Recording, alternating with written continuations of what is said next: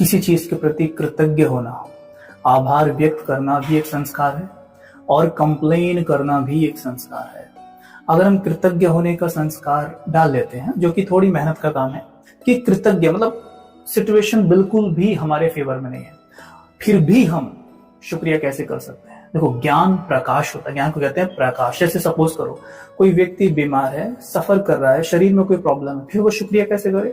देखिए, सिंपल सी बात है, उदाहरण से समझेंगे। अगर मानो आपके सर पे 100 किलो वजन हो और मैं 50 किलो वजन कम करा दूं, तो आप मुझे शुक्रिया करेंगे या आप मुझे अब्यूज करेंगे या डांटेंगे। सीधी सी बात है, आप मुझे शुक्रिया करेंगे, है ना।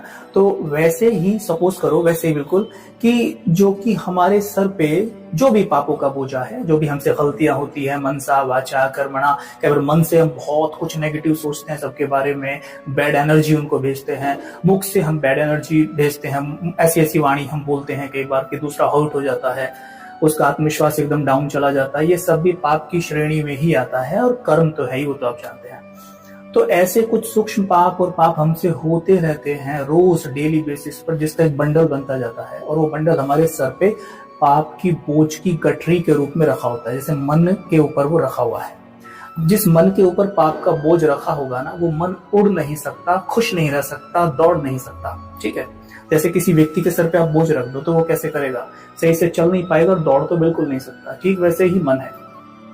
तो मानो हमें शरीर में कोई बीमारी आ गई, तो मतलब क्या हुआ कि हमारे को अब भोगना है, मतलब पेपर देना है, राइट। तो जितना हम भोग रहे हैं उतना क्या हो रहा है, वो पाप की गठरी हल्की होती जा रही है। मतलब ये बीमारी हमारे सर पे जो पाप का बोझा था, उसे 100 किलो से 50 किलो करने आ गई है।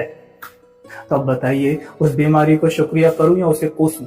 शुक्रिया बनता है ना भाई, हल्का करने आई है, मदद करने आई है, लेकिन हम करते जस्ट इसका ऑपोजिट है। कैसे कि हम उसे शुक्रिया करने की बजाय हम उसे कोसते हैं। जब कोसते हैं तो हमारे मन से बैड एनर्जी निकलकर वायुमंडल में फैल जाती है, वायुमंडल में फैलती है, प्रकृति में जाती है। प्रकृति कहती है मैं तुम्हें कुछ देती नहीं हूं, मैं तो लौटाती हूं, जो तुम मुझे देते हो मैं उसे मल्टीफोल्ड करके लौटा देती हूँ। तो अगर हमने उसको बैड एनर्जी दी तो हमको मल्टीफोल्ड करके बैड एनर्जी यही बीमारी के रूप में और दे देगी।